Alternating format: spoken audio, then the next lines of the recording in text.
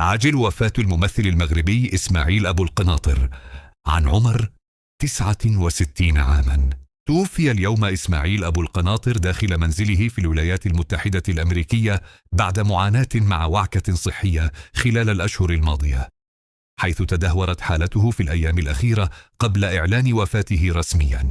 إسماعيل أبو القناطر ممثل مغربي بارز في المسرح والتلفزيون، عرف بأدائه الهادئ وحضوره المميز، وشارك في عدد من الأعمال الفنية التي لاقت متابعة واسعة داخل المغرب وخارجه، وترك بصمة واضحة في الساحة الفنية المغربية.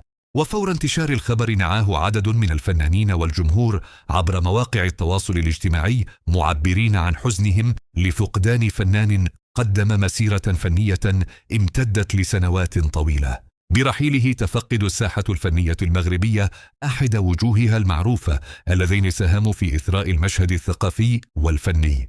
رحم الله الفقيد وألهم أسرته الصبر.